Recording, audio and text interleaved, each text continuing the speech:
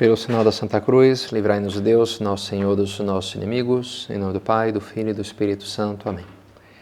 Meu Senhor e meu Deus, creio firmemente que estais aqui, que me vês, que me ouves.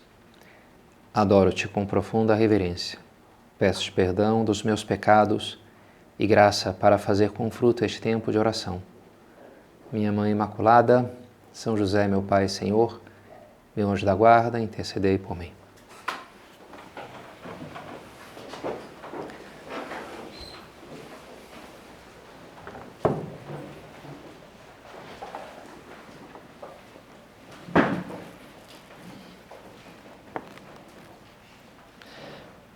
Jesus estava sentado no templo, diante do cofre das esmolas, e observava como a multidão depositava suas moedas no cofre.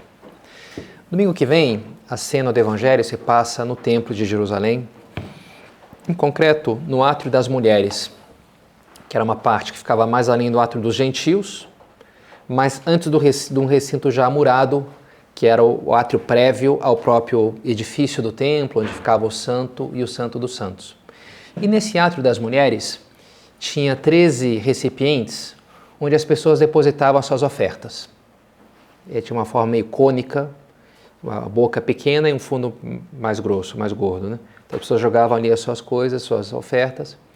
Jesus provavelmente estaria no átrio de Salomão, no pórtico de Salomão, que rodeava aquilo, e as pessoas ficavam ali, uma parte mais coberta, ficavam ali os mestres ensinando os outros. Então estava Jesus ali provavelmente. Ele ia vendo as pessoas ali depositando as suas moedas, as suas doações, e viu essa velhinha, uma senhora viúva, que colocou 2 moedinhas de bem pouco valor. Mas ele parou o que ele estava falando e chamou a atenção para o que tinha feito aquela mulher. Ele falou, olha, essa mulher, os outros deram o que lhe sobrava. Ela deu tudo o que ela tinha. E elogia aquela mulher. E é interessante que ele elogie, porque talvez a gente pode se questionar, será que ele deveria elogiar, mas será que é realmente louvável? Não sei se eu teria dito, se eu teria elogiado, talvez se ela tivesse me perguntado, olha padre, eu tenho só essas 2 moedinhas, estou pensando em entregar lá, sei lá, guarda uma para você, não sei, né? Parece uma coisa assim, às vezes as pessoas vêm perguntar, dízimo significa que tem que dar 10% do que eu ganho? Não, mas a palavra dízimo talvez evoque um pouco isso, né? 10%. Imagino que hoje uma pessoa que der 10% do que ganha, enfim, está sendo bastante generosa, não me parece, né? Agora imagina uma pessoa que desse 50% do que ganha. 50% do que eu ganho vai para a igreja. Ó, super generosidade, né? E é o que teria feito aquela mulher se ela tivesse dado uma moedinha, né? Mas ela quis dar a segunda, também a segunda, talvez vivesse da caridade alheia, né? Como a mulher viúva não tinha talvez uma fonte de renda, e naquele dia o que ela ganhou foram aquelas 2 moedinhas, e ela pegou no impulso, sentiu movida, dá tudo para Deus e deu as 2 moedinhas. E Jesus elogia isso daí, olha que mulher generosa, que exemplo bonito, né? Então isso faz pensar que tem uma lição para nós, que eu queria trazer para a nossa meditação. Porque, com frequência na vida, a gente vai se encontrar em situações em que a gente está até disposto a fazer algo bom, a ajudar os demais, a fomentar uma vida de oração, mas talvez chegue um ponto em que aquilo nos pareça já um pouco exagerado, né? Um pouco desmedido, já um pouco demais. Eu quero fazer as coisas bem, eu estou disposta, mas é que agora assim já fica demais, né? Assim já me parece um pouco excessivo, um pouco exagerado.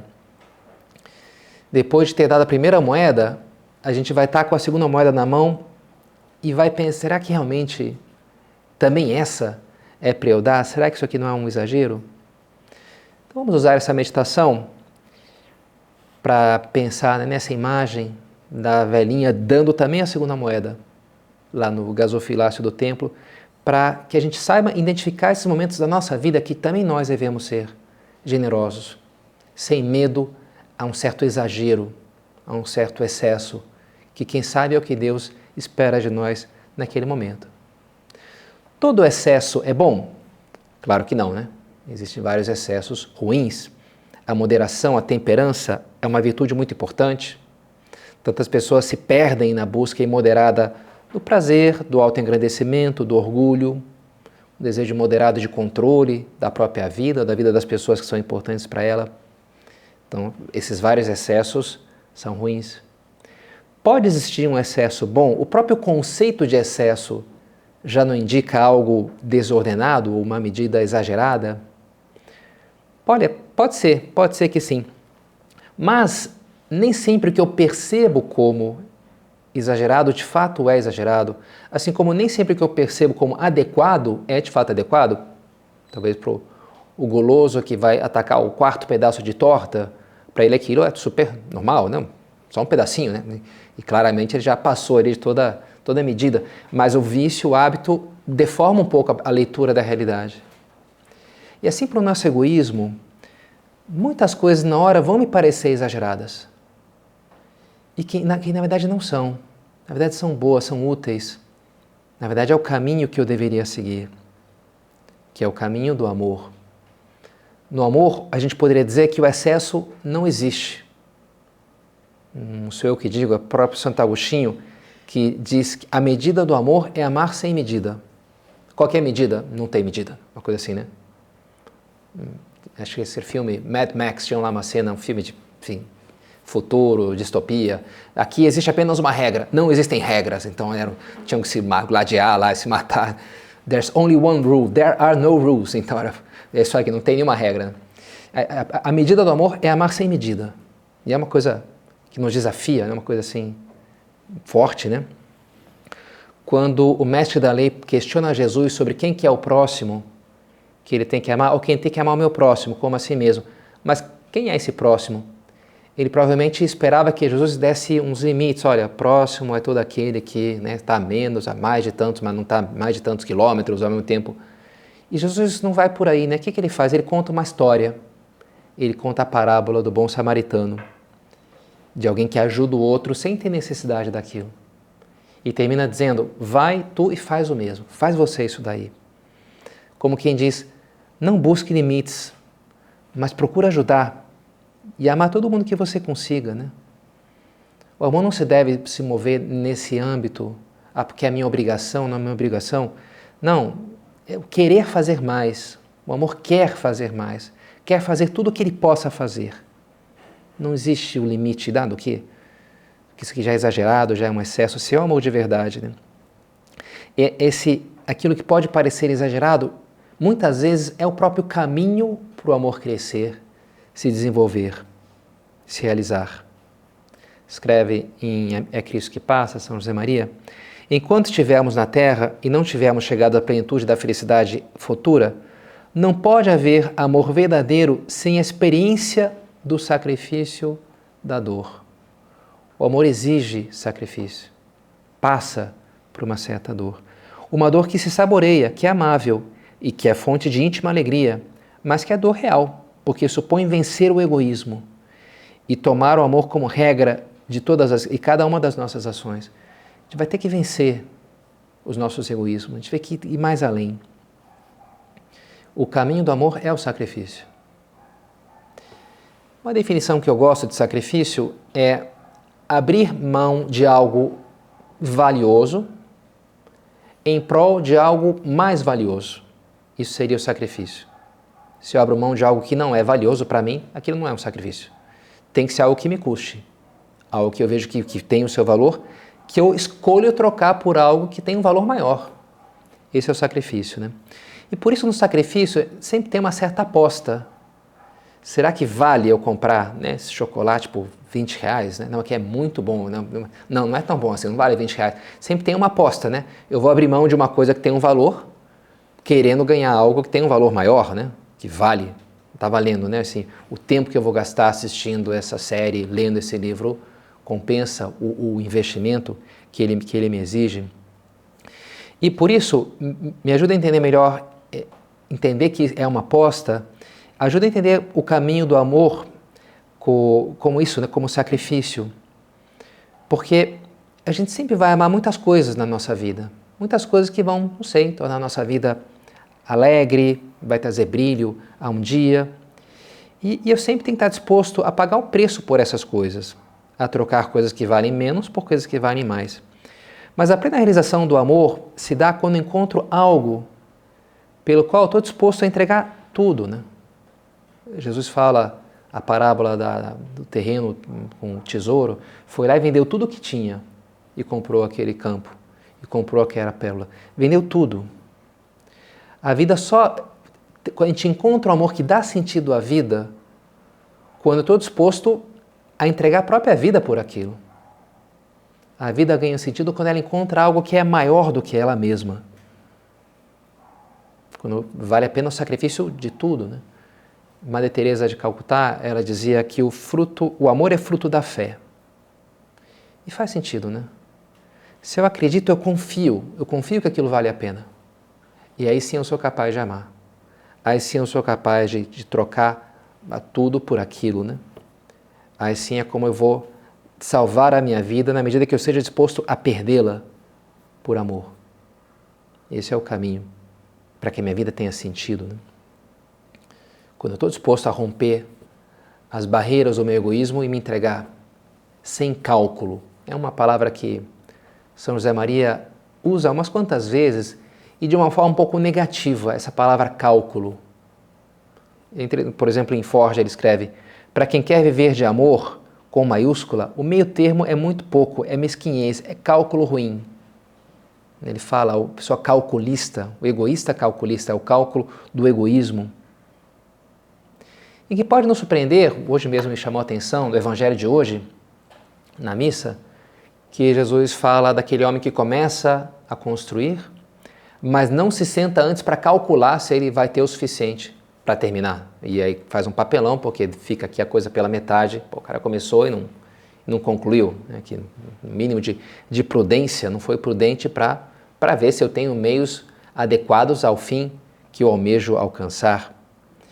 E em contraste, a gente pega a vida de São José Maria e de tantos santos fundadores, e eles parecem fazer isso o tempo inteiro. São José Maria sempre começava a construir sem ter dinheiro para acabar. Era a regra, né? Começa aí, depois a gente vê. E porque confiava que Deus ia pedir aquilo e no meio ia aparecer o dinheiro. E de fato sempre apareceu, com algum esforço, né? Às vezes maior, às vezes pior. Mas sempre deu certo, né? E ele não está indo contra o Evangelho? Não, se a gente for ler o Evangelho com calma, que de fato Jesus não está falando, olha, tem que ser prudente, calcular tudo. Ele está dizendo, não, você precisa confiar em mim. Antes de você estar disposto a me seguir, você tem que estar disposto a entregar tudo por mim. Confiar que isso aqui vale a pena. Aí sim mergulhar de cabeça. Essa é a prudência que ele nos convida a ter. Que não é uma prudência do cálculo humano egoísta, né? Mas é a prudência de apostar as nossas fichas nele, apostar nossas fichas no amor. E foi o que ele pediu para os apóstolos fazerem, por exemplo. Na hora os chamou, eles deixaram tudo e o seguiram, sem parar para calcular. Peraí, mas como é que é esse negócio? Quanto tempo a gente vai ter? Como é que eu vou me aposentar? Né? Não começaram a discutir termos ali com Jesus, né? Vem e segue-me. Né? Vende tudo que tens e depois vem e segue. Jesus pedia isso. E de alguma maneira é isso que eles tinham que fazer e foi isso que eles fizeram, né? E da mesma forma, algo assim, Jesus exigia em geral de todas as pessoas, não só daquelas que entregavam a sua vida por ele, mas quando alguém vinha lhe pedir um milagre, por exemplo, ele dizia, você tem que primeiro acreditar, você tem que primeiro confiar que eu sou capaz de fazer isso. A fé vinha antes. A partir da fé, a partir da confiança, aí vinha o milagre, aí atuava a graça. Né? Segui-me e eu farei de vós pescadores de homens. Primeiro vem o seguir o Senhor, apostar nele, estar disposto a sacrificar as coisas menores da vida, estar disposto a vender tudo o que eu tenho, e depois assim, ele nos transforma, né? A entrega ao Senhor, a entrega de amor, sempre é algo que nos transforma. Se o grão de trigo que cai na terra não morre, ele fica só, mas se ele morre, produz muito fruto. É preciso morrer para dar fruto. O sacrifício é necessário para a fecundidade. É interessante ver como na humanidade em geral, mesmo antes de Cristo, mesmo mais além dos limites do judaísmo, sempre esteve presente a importância, o papel dos sacrifícios. de que a coisa funciona quando alguém se sacrifica. Tantos contos, né, mitológicos, isso fica muito claro, é um rei chamado Ancuro, rei da Frígia, filho do rei Midas. O rei Midas é mais conhecido, né? O tal do Ancuro ninguém ouviu falar, né? Mas aconteceu lá que uma vez ele era o rei e aí apareceu um terremoto lá e se abriu um abismo que ameaçou engolir ali a Frígia, né? A cidade dele. E o oráculo foi consultar o oráculo, o que é para fazer? Você tem que jogar no abismo aquilo que você mais ama. Então ele saiu jogando lá o seu ursinho favorito, sei lá, né? O seu ouro, as suas joias, né? E nada do abismo se fechar. Ele entendeu que ele tinha que se jogar ele mesmo. E quando ele se jogou, aí sim fechou o abismo e salvou a cidade com o sacrifício do rei, né? O sacrifício da própria vida. E tem uma força, né? A salvação que vem pelo sacrifício. A gente sacrifica para que os outros tenham vida. Ao longo da vida a gente vai se enriquecendo nessa troca de bens, nessa busca pelos bens maiores. Eu vendo uma coisa, compro outra e faço dinheiro, valoriza e daqui a pouco eu posso, né, ter um muito rico porque eu fui hábil nessas trocas. E desde que a gente é pequeno, né, a criança lá uma hora começa a trocar uns brinquedos pelos outros, depois troca aqueles brinquedos por uns livros, depois troca o tempo que ele gastava com os livros para estar mais com os amigos, depois ele troca os amigos por uma namorada. Depois ele troca praticamente todo o tempo livre para ter um filho. Foi embora todo o meu tempo livre, né? Porque eu tenho que trabalhar e já foi embora tudo. E ele vai fazendo trocas, enfim, e são trocas boas, porque ele vai buscando bens maiores, né? Do que o ursinho de pelúcia lá que ele estava quando ele tinha, sei lá, os seus 6 anos, né? Agora ele tem uma família, tem um tesouro maravilhoso. Mas a última troca, o último negócio da vida, sempre tem que ser esse, né? Sempre tem que ser a entrega do próprio eu. O amor pede isso, o sacrifício pessoal. Que eu sou capaz de me atirar no abismo. Só então é quando a gente encontra a nossa verdadeira vida, quando ela faz sentido. Quando eu aprendo o valor, quando eu acredito no valor da doação total, da entrega. Escutava esses dias a história de um monge que achou no caminho uma joia. Pegou aquilo para não deixar ali, aí cruzou com um mendigo, o mendigo lhe pediu mais bola, ele foi lá pegar um pedaço de pão, tinha ali a joia também, ele tinha colocado ali na sacola lá, aí o mendigo, né, cresceu o olho ali em cima da joia, falou, você não quer me dar essa joia, hein? Toma, né? O monge, sem pestanejar, aquilo não tinha valor nenhum para ele, pegou porque, sei lá, para não deixar ali no caminho, toma, aí deu um pão, e assim, quer um pão também? Quero, e deu a joia. E aquele mendigo soube aproveitar aquela joia e vendeu, aí fez um negócio, aí comprou uma casa, aí tal. O fato é que ele ficou rico a partir daquele capital inicial lá da joia, né? Então, tempos depois ele voltou para aquele mesmo monge, para 2 coisas, para agradecer. E agora ele falou, eu queria pedir outra coisa, mais importante do que a joia. Contou a história dele. Eu queria pedir a tua capacidade de entregar essa joia como você entregou para mim, sem pensar 2 vezes, né? Porque agora eu estou, né, cheio de coisa, preocupado com meus bens e aflito, e eu queria ter essa liberdade que você tem. Isso vale mais do que todos os bens que eu tenho, né? Interessante, né? Que antes eu não tinha, porque era mendigo, mas almejava e estava igualmente preso a eles. Se você não tem nada disso, e não tendo, você está mais livre do que eu estou agora, né? No fundo, esse é o caminho da vida, nessa transformação que os sacrifícios da vida nos pedem, é isso, é você ir tirando e vencendo o egoísmo, que sempre é a tendência a me proteger. Sempre é, não, guardar para mim. Como é que eu vou ficar? E como é que se eu vou poder isso, vou poder aquilo? É cada vez esse esquecimento de me abrir para o amor. De estar disposto a perder minha vida, entregar tudo por Deus e pelos demais.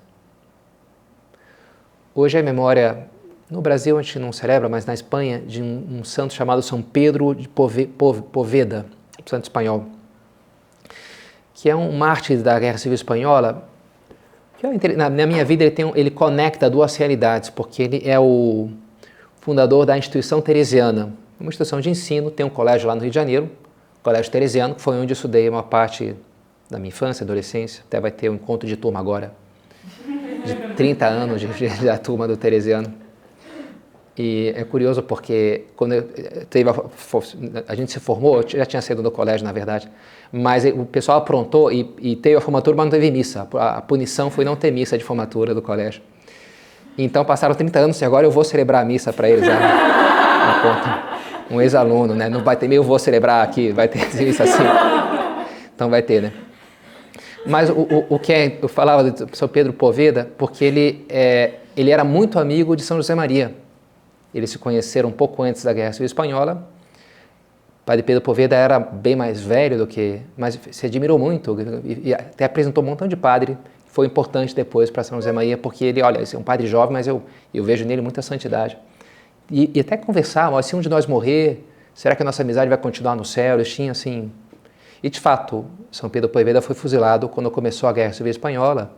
Pegavam lá todos os padres e matavam na hora, né? E foi o que aconteceu com ele. Mas é interessante porque conecta as duas coisas e ele morreu dizendo, eu sou um sacerdote de Jesus Cristo. Ele deu a sua vida, mártir, né, no fundo, por amor ao Senhor. Os mártires foram desde o começo os grandes heróis dos cristãos. Por quê? Porque eles fizeram por Jesus o que Jesus fez por eles, porque Jesus fez por nós, né?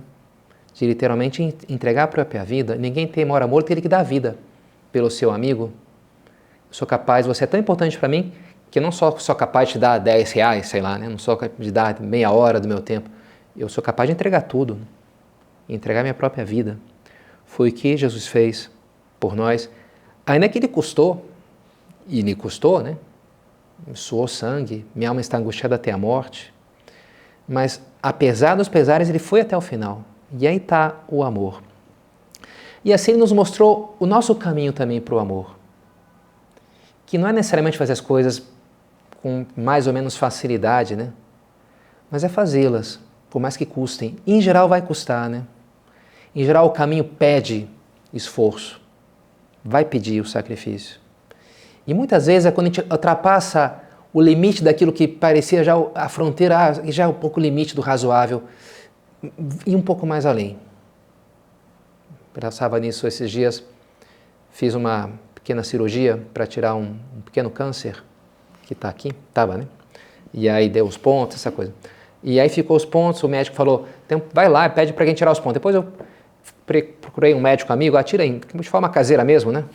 E aí ele tirou ali, só que eu falei, rapaz, não estou chegando direito, tá? O fato é que ficou um fiozinho ali durante várias semanas. Aí eu falei, pô, acho que ficou esse fiozinho, achei que ia sair sozinho, mas não saiu, né? Tentei arrancar, não consegui. Aí peguei um rapaz lá do centro, dei uma pinça para ele, arranca aí. Aí ele ficou puxando, não saía. Aí uma hora eu falei, cara, isso aqui está muito desagradável, sei lá, vamos desistir e depois eu vejo o que eu faço, né? Mas quando eu fui dizer isso para ele, ele tentou mais uma vez, puxou, e aí saiu, né? Que alívio, né? Enfim, é uma coisa pequena, mas me fez pensar que muitas vezes é assim, quando você até no aprendizado, se diz que é assim, você tem que até experimentar uma certa frustração, não consigo essa droga. Olha, em geral, é sinal, aqueles hormônios que está liberando ali, os neurotransmissores, aquilo vai reconfigurar o teu cérebro para você, de fato, aprender. Em geral, é preciso chegar nesse limite de uma certa frustração, de que, bem, isso aqui já está um pouco exagerado, né? Os exercícios físicos é muito assim, né? Quando eu já não aguento mais, olha, isso aqui está te transformando, isso aqui vai fazer a diferença de verdade, né? Ir mais além. Enfim, é o que Jesus faz, né? Ele não para. Mas não quero essa cruz, né?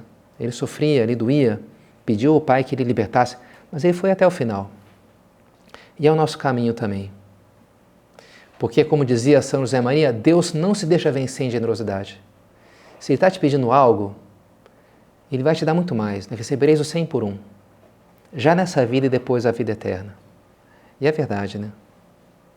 Ele nos pede entrega, e pode pedir, pede mesmo. Esses dias, ontem, já anteontem e hoje, no breviário a gente estava lendo o livro dos Macabeus. Começa a revolta dos Macabeus, e é uma coisa meio terrível.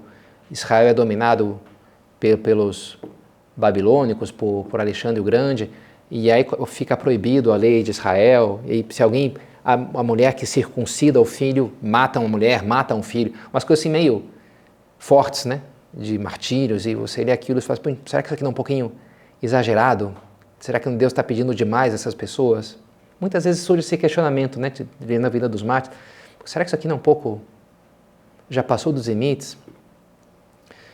Mas aí você se coloca a questão, tá, mas então, qual que é o limite, né? De sofrimento que vale a pena, porque Deus pode me pedir?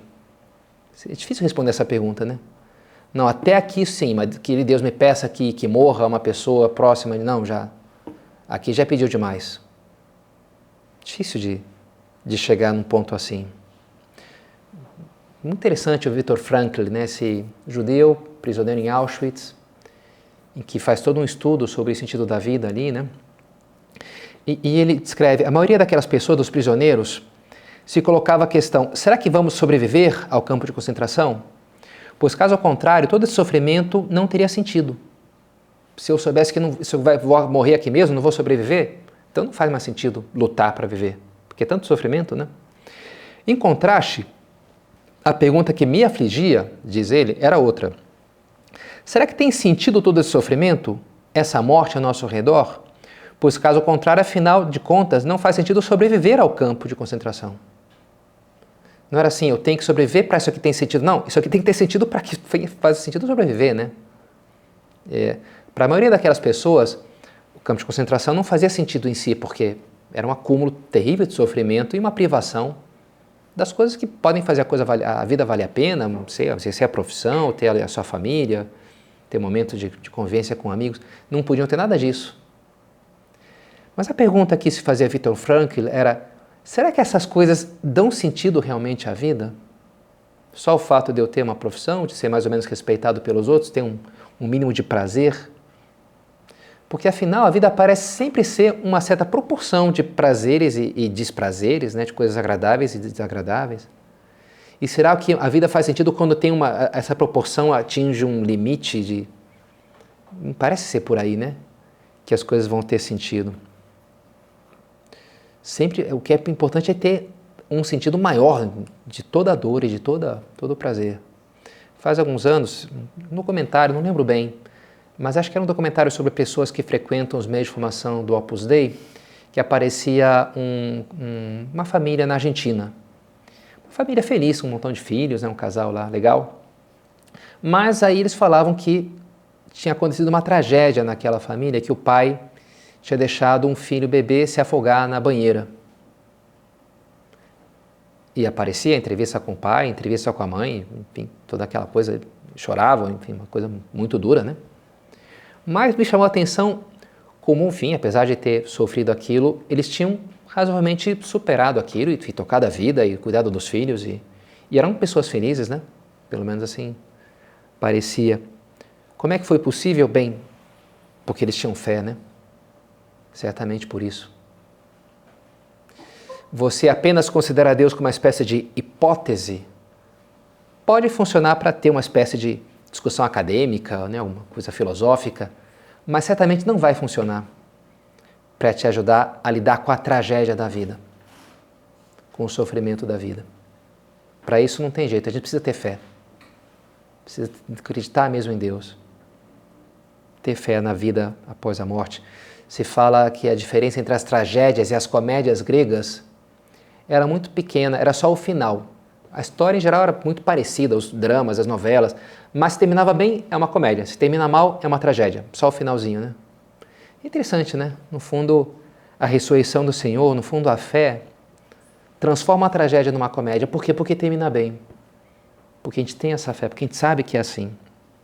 E isso é o que é capaz de dar sentido à vida com todos os seus sofrimentos, por maior que sejam as tragédias que a gente vai ter que enfrentar na vida, né?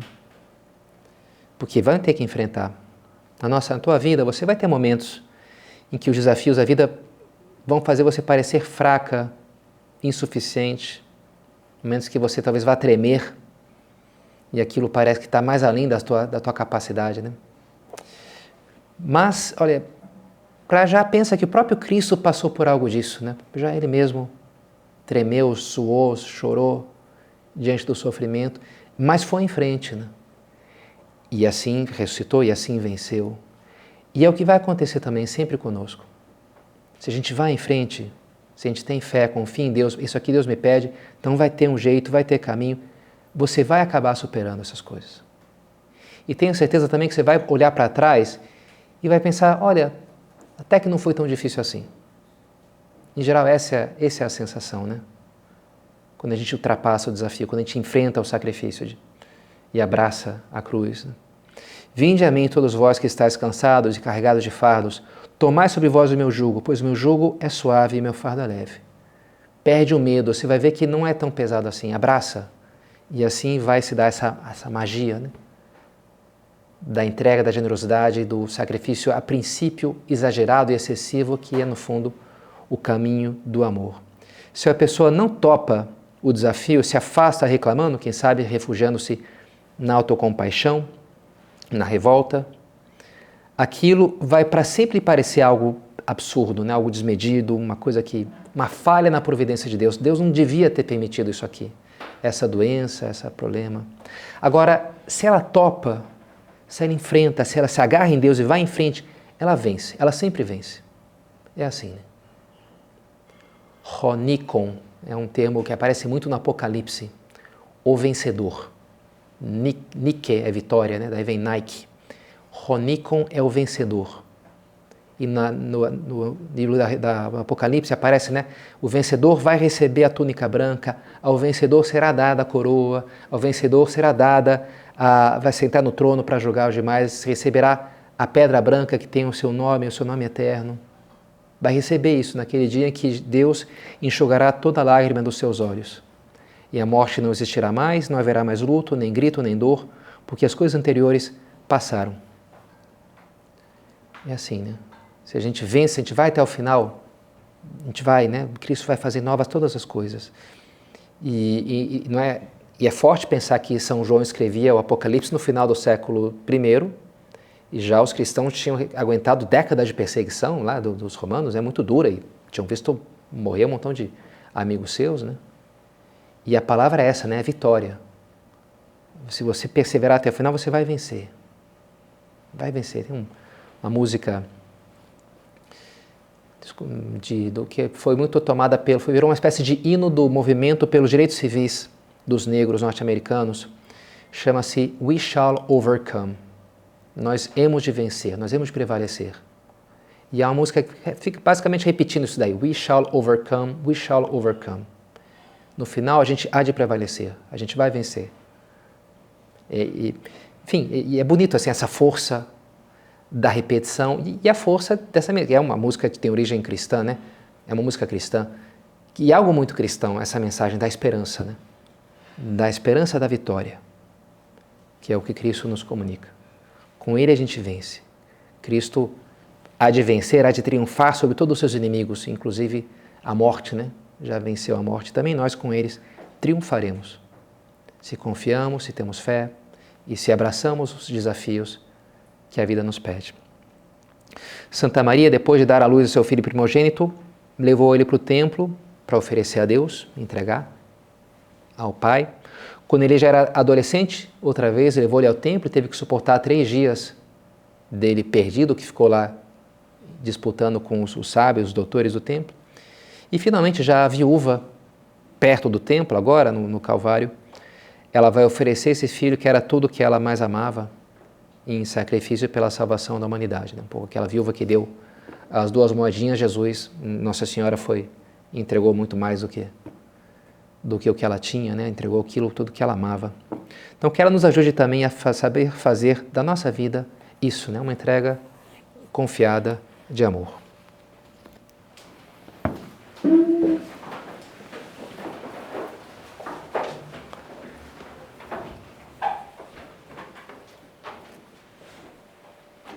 Dou-te graças, meu Deus, pelos bons propósitos, afetos e inspirações que me comunicaste nessa meditação. Peço-te ajuda para os pôr em prática. Minha Mãe Imaculada, São José, meu Pai e Senhor, meu anjo da guarda, intercedei por mim.